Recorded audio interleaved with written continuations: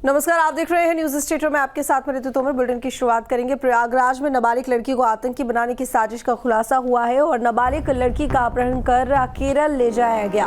धर्म परिवर्तन कर उसको आतंकी बनाने की तैयारियों में थे ये लोग और पुलिस ने गैंग के 2 मुस्लिम युवकों को गिरफ्तार भी कर लिया है। दोनों युवकों से पुलिस पूछताछ कर रही है। लड़की को पहले बहला फुसलाकर एक महिला ले गई थी। लड़की ने बताया है कि इस मॉड्यूल में कई लड़कियां शामिल हैं। मामले की जांच के लिए 3 टीमों का गठन किया गया है।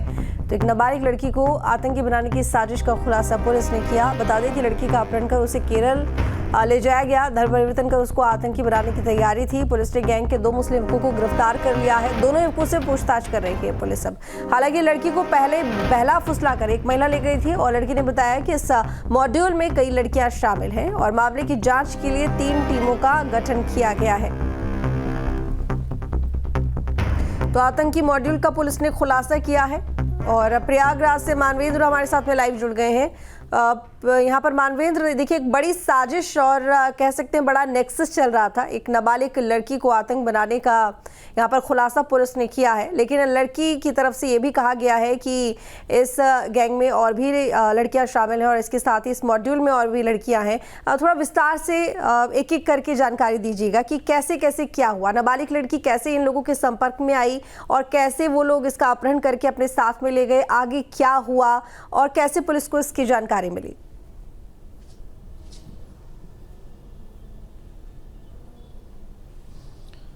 जी देखिए, ये फूलपुर का मामला है। फूलपुर के गांव में जो गुंजन 15 साल की लड़की है उसको बहला फुसला करके उसी गांव के मोहम्मद कैफ और दरकशा बानो केरल ले जाते हैं और केरल ले जा करके वहां पर केरल में उसको उसके धर्म परिवर्तन कर उसको जिहादी बनाने का प्रयास किया जाता है। देश और जो सरकार है उसके खिलाफ भड़काने का प्रयास किया जाता है।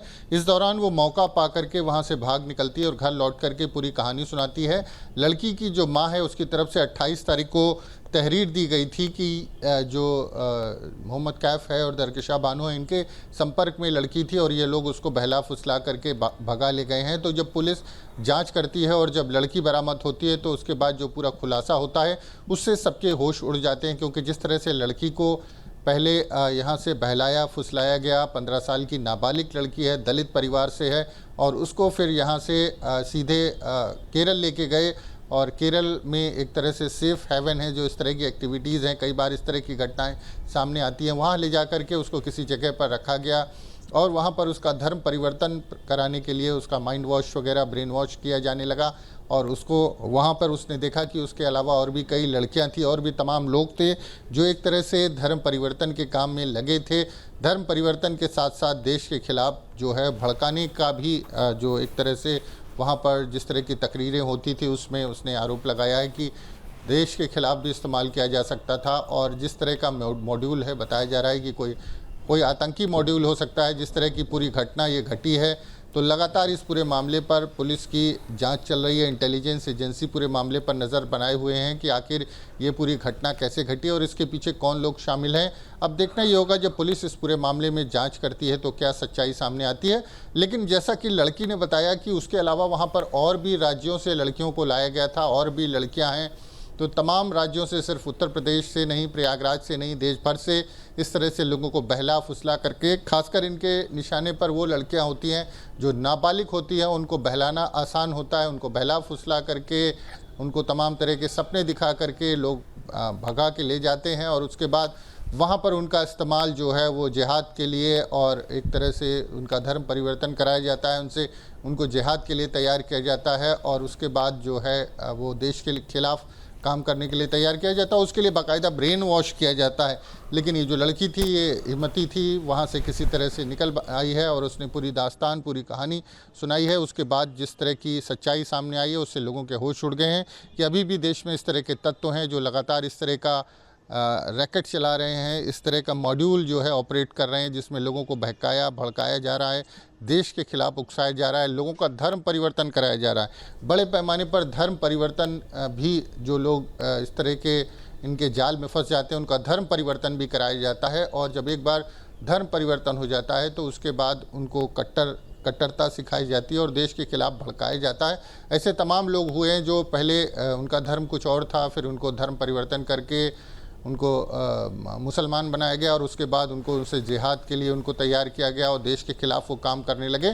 तो ऐसे तमाम लोग हैं जिनका नाम सामने आता रहता है। फतेहपुर से एक गौतम थे जिनका नाम सामने आया था, जो बाद में जिसने स्वीकार किया था कि उसने 1 लाख लोगों का धर्म परिवर्तन कराया है। और ये सारे लोग एक तरह से देश के खिलाफ इनको इस्तेमाल किया जाता है, जिहाद के लिए तैयार किया जाता है। और उसी तरह का कुछ ये मॉड्यूल लगता है कि जिस तरह से लड़की को ले जाया गया केरल और वहाँ पर उसको उकसाया गया और उसको एक तरह से जो धर्म है और राष्ट्र है उसके खिलाफ भड़का करके उसका धर्म परिवर्तन करा के देश के खिलाफ इस्तेमाल कराने के लिए तैयार किया जा रहा था, ऐसा पुलिस को आशंका है। तो अब देखना ये होगा जब पूरी मामले की जांच विस्तार से होती है, जो इंटेलिजेंस एजेंसीज़ हैं, पुलिस हैं, जब इस पूरे मामले की तह तक जाती हैं तो आखिर किस तरह की सच्चाई सामने आती है और ये किस तरह का मॉड्यूल है जो लोगों को, लड़कियों को, मासूमों को बहला फुसला करके उनका धर्म परिवर्तन करा के उनको एक तरह से जिहाद के लिए तैयार कर रहा था। जी बिल्कुल ठीक कहा आपने। और ये भी जानना चाहूँगी कि ये जो लड़की, जिस तरीके से भी आपने जानकारी दी कि लड़की खुद ही किसी तरह भागकर वहाँ से वापस आई है, क्या ये केरल से भागकर वापस आई है या प्रयागराज में ही इस लड़की को कहीं अपहरण करके रखा हुआ था, वहाँ से ये भागकर वापस लौटी?